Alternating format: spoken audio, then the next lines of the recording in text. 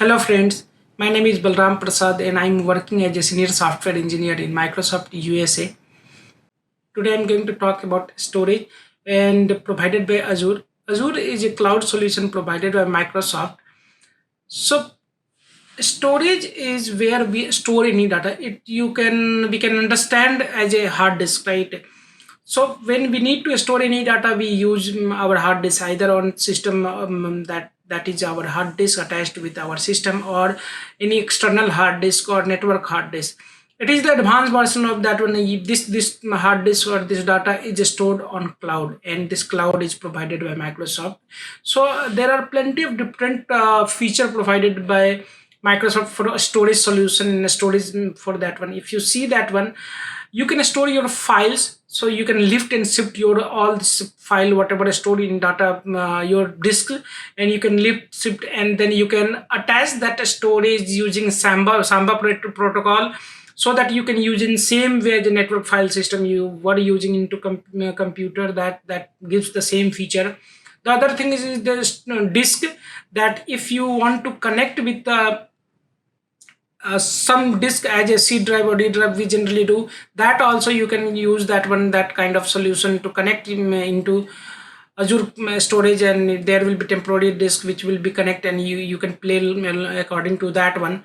As a network, it all the data will go to cloud, and you won't have to think about backup, disaster and recovery for that data. Then blob, where we store unstructured data such as notepad files, media files and other things, that comes into blob. Apart from this three thing, in normal storage account you will get the Azure tables, which is the storage for unstructured data using key value pair, and also you will get Azure. So Azure Queue is a service for handling the queue related application, so that we can deal with that one. Apart from normal storage, you can get the different kind of solution for data lake storage. And data, previously there was a different service for Gen 1 data lake storage, which is used for big data computing, but now that data lake Gen 2 is also built around the Azure storage only. You can use this service for archiving purpose also, or backup disaster recovery purpose. So if you are using something, you can archive your old data into this cloud storage, and you can think of that way also. You can use as a file caching also. So there are plenty of things, you depending upon scenario, we can do with this service. So if you see, lot of bigger companies are using this service, and related to that I talked about that when Azure data lake storage is another flavor of this service for big data computing. And SQL databases, which is for SQL related application, it is also a database. SQL database is that one. Cosmos DB is a NoSQL database, so that is also there. And as I talked about that Azure Queue based in Azure storage, there is a service bus queue also. There are different type of service per queue, so that also depending upon scenario we can use that one. So depending upon usage, which type of usage you have, you can use that one. And this is this Azure storage has inbuilt lot of SDKs built, so you can integrate Azure SDK from .NET application, Java application, Node, Python, any application they have provided API. That good thing is there, and we can connect with that one. We can play around that one. So, and then the pricing is there for not the pricing charge is when you output the data. So when you take the data out of storage, then the charge will be there. I guess though for pushing the data into cloud there will be no charges, but yeah, be aware of the checking of that one. So I'm not going on that one.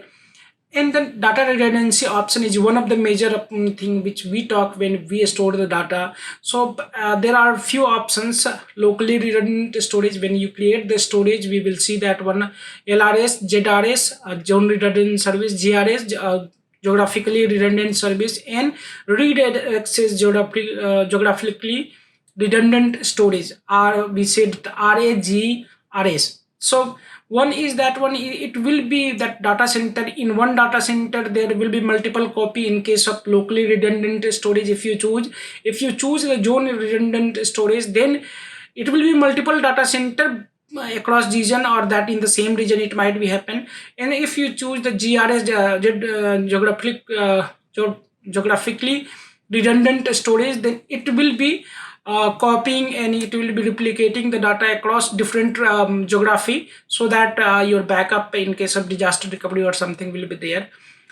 And in case of last one, read access geographically redundant storage, that you can plug that the secondary point to read that one. If you can start writing in one place, and your different application read from different endpoint for performance gain, so that way we can use this service also. And if you want to migrate the data from that one to this service, and if you have petabyte of data, you can use the another service called Azure Data Box, so that you can take and use that one. Or you maybe you can use Azure File Sync, that another utility for syncing the file from window file server to this one, so that there are different purpose utilities present for that different use cases.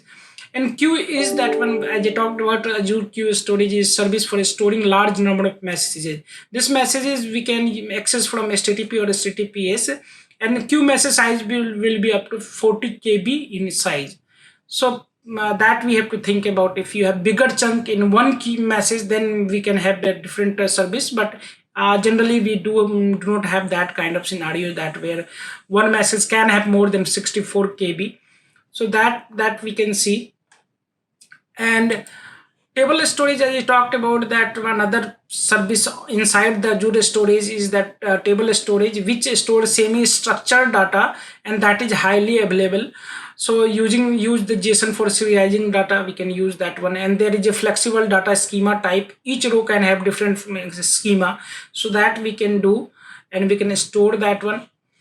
And apart from that one, I wanted to go with one tool called Azure Storage Explorer, which we can use for either if you want to use portal for handling this service, or you can use SDK for integrating with your application, or you can play with this utility to connect and use from any operating system also, if you want to play with this file and other things using this tool. So that is what I wanted to discuss. I am going to create a Azure storage right now into portal, and then we will explore a little bit more, and then we will connect using this tool. That is what I wanted to share with you today.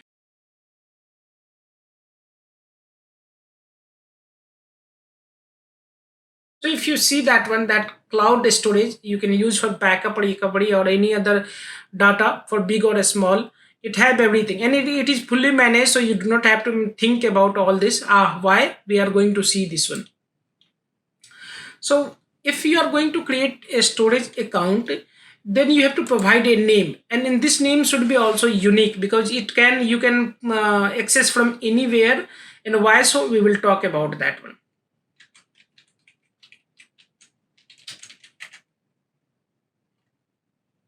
So this I have given that one, and the location I have choose that this storage account will be into South India. And what is the which kind of performance I need? So this is the standard performance need, and this is the premium one is generally SSD one.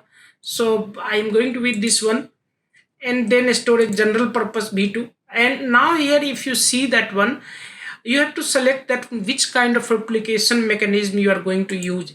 There are there are three: LRS, GRS, and RAGRS. So LRS is locally redundant storage. So generally when you create a storage account, it is stored in three multiple copies in three places. But in that local redundant zones, in that nearby zones only, or nearby rake, it creates. But if you go with geo redundant, then your copies will be stored across the geographic. So one copy in one geographic and multiple copy in different geographics for the backup purpose. That once one geography is down, your data will be saved. The third option is that one, the same as a second, but in this third option you can read from different secondary one. So if maybe you wanted to have the application, creating such application where you want to write from one location but read from all the over places, so you can create this kind of a storage and select this kind of application, and you can go and use that one.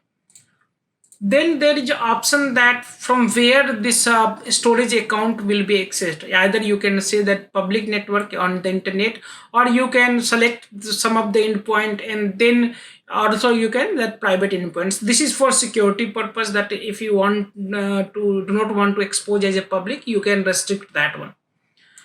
Then there are that protection of data, because we are talking about data. So what kind of data protection recovery mechanism you are going to use this one? There are tons of that one. And then versioning on blob, when you are replacing that blob or you are changing that one, so how you are going to handle that one. Then apart from the data protection, that another security comes into place, that which kind of secure transfer mechanism you are going to use, either TLS 1.2 or 1.1 on 0. And then you want to access blob as a public access, or which kind of access tier you want to use. And there are different things like data lake storage account gen 2. I will talk about this data lake storage. This is mostly used in big data world, not for normal data. And Azure file is provided for if you have some file which you wanted to keep it on the Azure blob storage, but you wanted to mount in your operating system, so that as a network file system you can access this one. So that way you can have that, you can share this file and you can keep using this one also. Apart from that one, you can have tables and queue, which we will see that one later, that why it is there.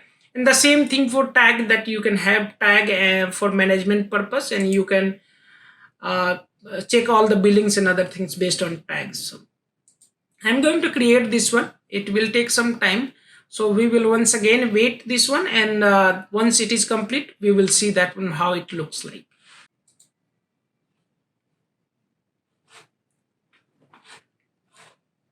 So as we see that this Azure storage account has been created, let's go to that resource. And we can see that our resource has been created, and there are few types, as I talked about, that if you want to create a SMB file share, that way you can go ahead and create that one. Container, where we are going to store that whatever file we want to upload and play with that one. Table is a NoSQL kind of storage, where you want to store a key value pair, and you will be having a key, and then you will having a data, either not JSON data or some kind of that data, where you can store and retrieve.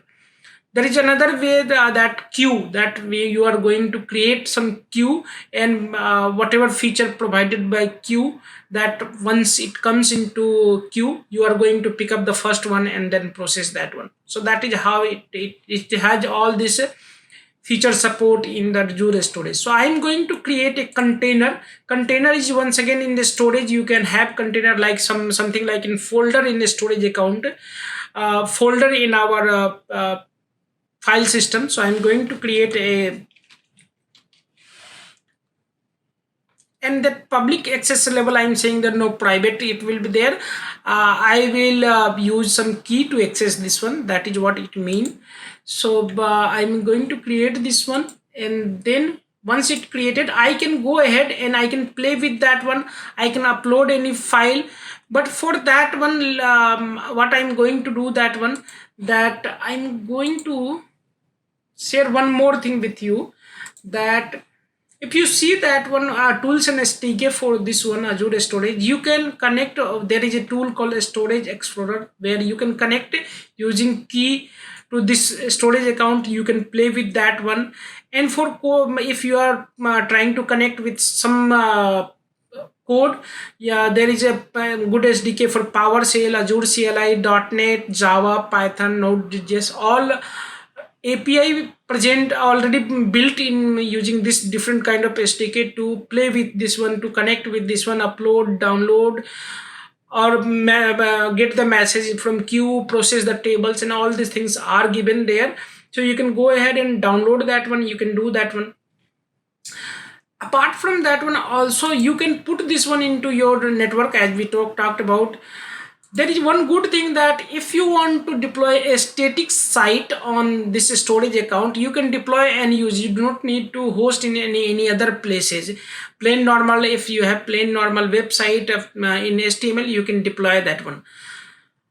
Also, if you have you know that about CDN, that if you have some static content which you are using into your different websites, then you can upload into this place and you can enable the Azure CDN, and then you can use that one into your website, so that it will be available to nearby user, and the download will be fast on that browser, so that your website will look like very much faster. So that all this, and then Azure shares and other things are there, so you can go ahead and see all these details inside this one.